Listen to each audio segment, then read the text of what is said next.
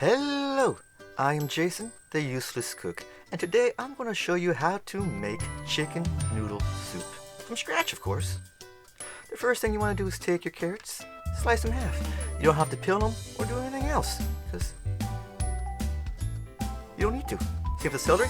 Just cut it in half. You leave the leaves on, cut off the root, and, put it aside. The onion, we're only using half the onion here, so cut it in half. Cut the half in half, and make sure to peel off the paper, because nobody wants the paper in their soup. You want to take your Instant Pot, or your pot if you want. If you're not doing it, you don't have one. You just want to put some olive oil on the bottom. Now this pot is concaved, so all the oil pours down into the side. It's fine. Now all you want to do here is brown chicken. Now I'm using chicken wings because my friend univarseman asked me to do a video on it, and he said he'll sponsor it. So this video is sponsored by univarseman. You can check him out over at Twitch. I'll put a link down to it in the description. He also has a YouTube channel. I do hope you check him out because he does video game content. All you want to do, like I said, all you want to do here is brown the chicken. You want to get the skin nice and light golden brown. I'm not going to do 3 at a time because there's not all room in this pot. I am also trying something new. I'm going to show you everything. Now I'm speeding it up, of course. But I was asked to do longer form videos and some shorter form videos, so I'm going to try to do both. Now you can see the oil's popping up and making kind of a mess, hitting my camera. As you see, the skin's getting nice and golden brown right there. You can do it darker if you want. As you can see here, I'm having a hard time flipping it over because it's not a lot of space in here.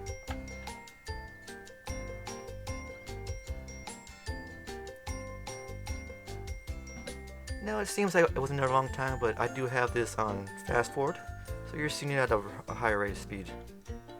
Now I can only do 3 chicken wings at a time, and I have to do 12, so there's 4 batches in total I have to do. And I'm going to show you all of it. Now you see that piece of meat at the end? That is called the oyster, and that is a pretty good piece of meat. Now what I'm doing here is putting on my spider to help minimize the mess, because that oil was getting everywhere, and nobody wants to clean up an oily table, right? Still having a hard time flipping this stuff over. There it goes. See that? You can see the nice golden brown on there. You go darker if you want, but I went with a light golden brown. Also, if this is your first time here, I would appreciate if you subscribe, because I do a lot of good cooking content and I want to share my cooking videos with everyone. Also, don't forget to like if you like the video, or dislike if you dislike the video, and also leave a comment, because that will help my channel grow, and I do, like I said, want to share my food with everyone. Because part of the joy of cooking is sharing your food. Add a bit more olive oil because it's getting kind of low. Just moving around to get it nice and coated in the oil.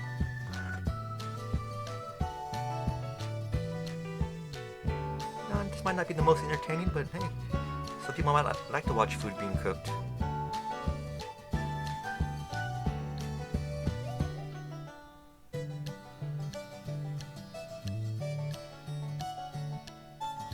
I don't have a lot to talk about with this, so it should be a lot of bits of quietness. It should be fine. You enjoy the music.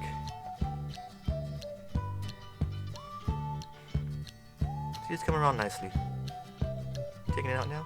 Then once you get them all, browned, you want to cut them in half. Now, you want to be sure to cut through the bone so you can expose some of the marrow. That way you get most of it out of the bone. Now you can also pull the skins off if you don't want the skins, but the skins do have a lot of fat in them, and that's where a lot of flavor comes from. So you can leave it in. Some of them are kind of hard to cut in half because, bones aren't easy to cut.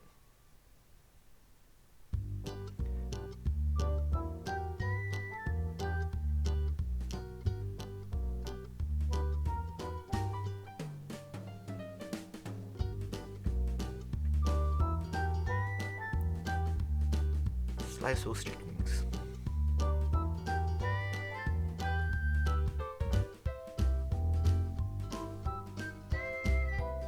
And of course, you can use any type of chicken. You might use thighs, breasts, legs, whole chicken. Whole chicken's preferable because you get a lot more meat that way.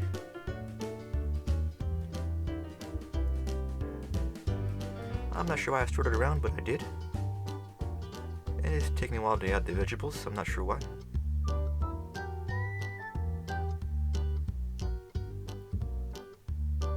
And there we go, I finally add the onion. Sorry it took me so long. And the celery, some carrot skins that I had from a carrot cake. Adding those in there as well. And the carrots. You also want to add salt if you want. I don't add a lot of salt to my food because I cook for diabetics and they need to watch their salt intake. And you want to add enough water till the fill line. You don't want to overfill it, of course, with water. And just make sure everything's mostly submerged. Doesn't have to be perfect.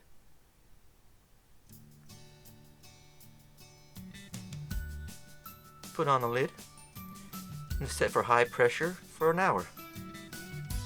Now if you're doing it on a stove top, you have to do it at least 4 hours. At least. You can do longer if you want, but it takes... Yeah. Anyway, once it's all done, I recommend you let it cool naturally, but I'm doing it by hand to show you what it looks like when it's still bubbling. Part of doing videos, you have to show certain things. Right now, what you're doing right here is releasing the steam vent.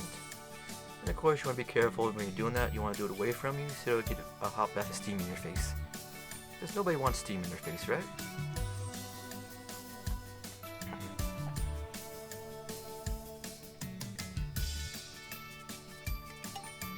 It's a pretty lengthy process. There's a lot of steam in there, a lot of pressure. Because you do not want to open it with still pressurized, because that will be dangerous.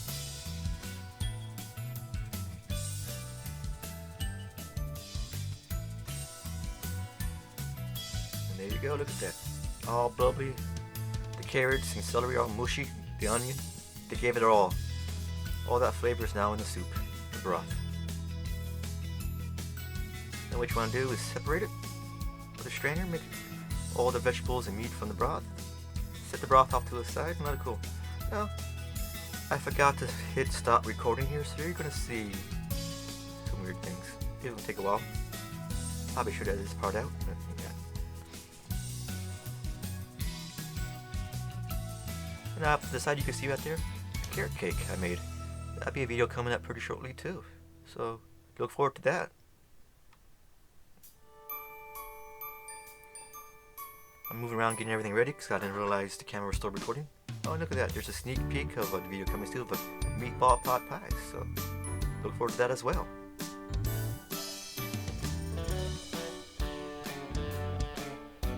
Now what you want to do here is separate the meat from the bones and skin and vegetables. Now you should do it when it's cold, but I'm doing it while it's still hot because I'm impatient.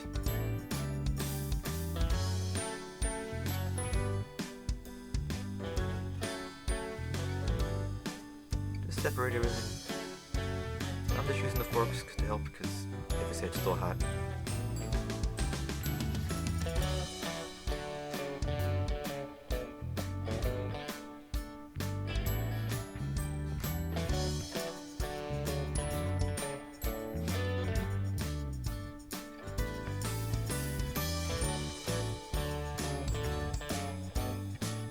It's probably not the most entertaining stuff to watch, but hey.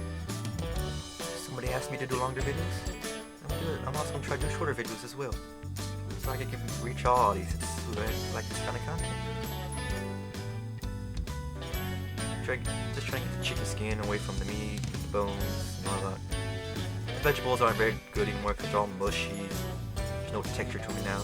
You don't want to eat those. So just toss the vegetables in your composter if you have one. Now I'm doing here is doing a better separation to take the skin off the meat. I plan on using the skin for something else, which I'll be showing you later on in the video. See that bone is coming right off the meat real easy. I can see there, little white bits, little hard rubber bits, that is cartilage. You can eat that too, but I don't really enjoy eating it. It's chewy, doesn't have much flavor to it, but some people do.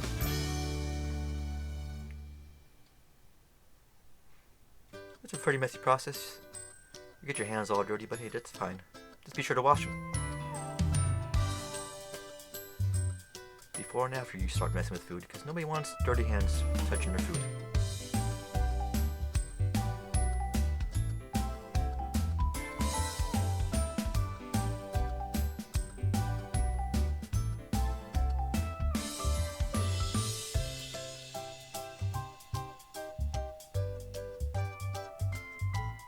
Like I said, I do hope you enjoy this type of content.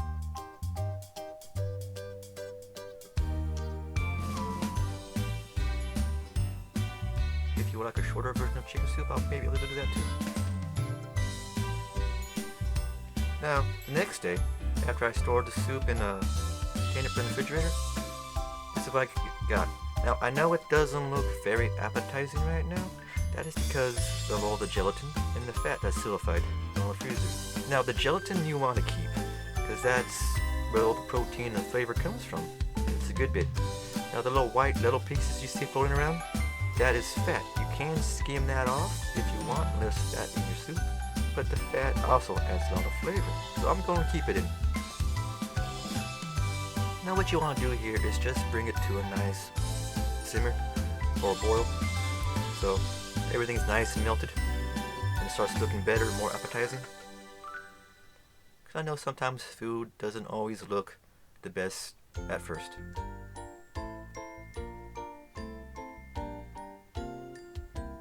That's why I'm showing you the whole process, so you can see everything, even the little dirty secrets people don't show you.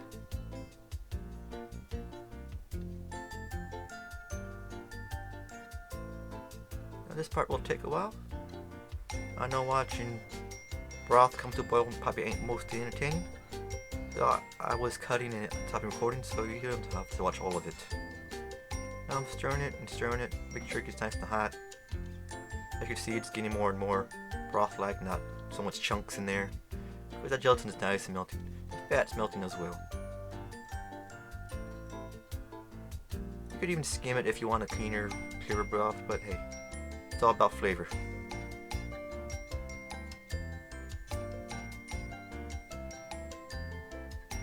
Swirl, swirl, swirl.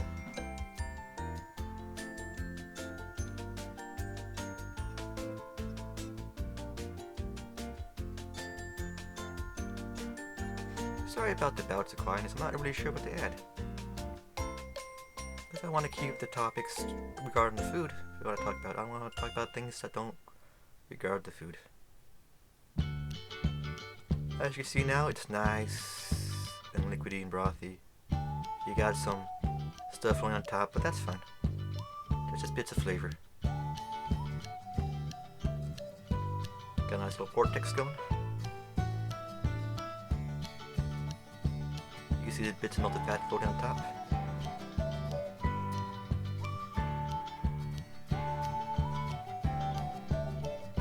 Now I'm adding a bag of frozen carrots because I had them in the freezer. I didn't feel like cutting carrots again. So let's add those. Give it a nice stir, keep it moving around.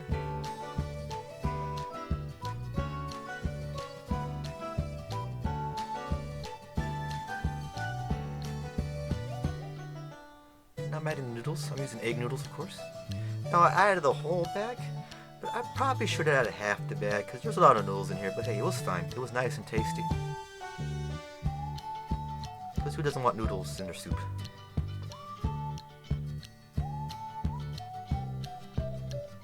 And there that. The noodles are almost done cooking, and that's when you want to add the chicken, because you don't want your noodles to be overcooked and soggy when you serve it.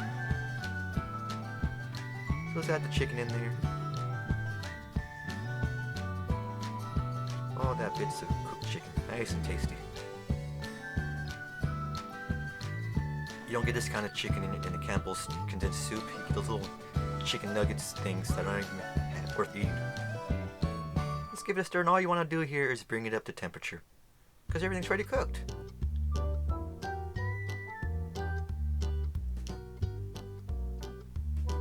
Now next step, I'm going to show you what to do with the chicken skins that are left over. I'm going to fry them up to a nice crispy texture for a topping for a soup or salad.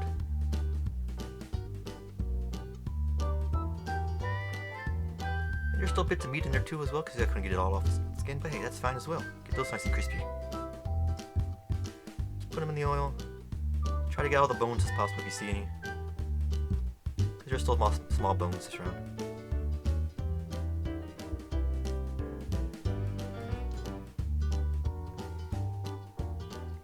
See that bubble? That oil bubbling around? Chicken skin getting nice and crispy. Making a mess because I didn't put the spider on this time.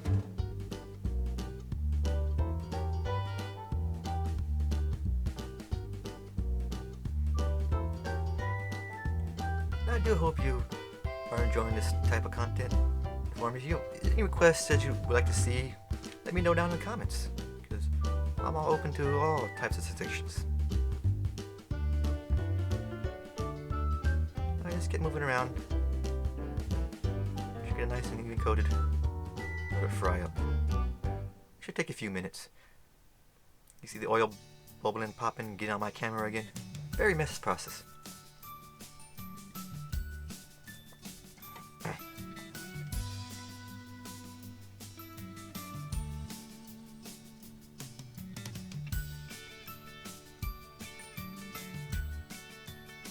Moving around so it's nice and coated in the oil. Of course, I'm just using Corona oil for this.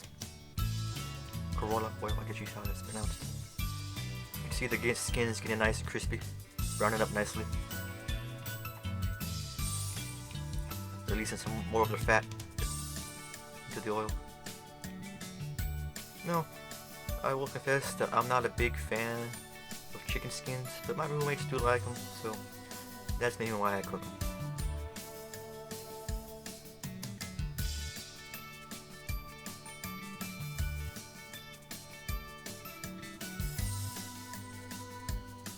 Bubbling are nice. Oh, one popped.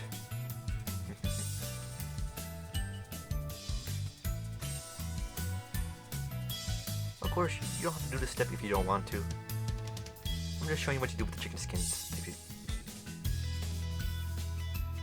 don't want to waste them, because everything should be used if you can.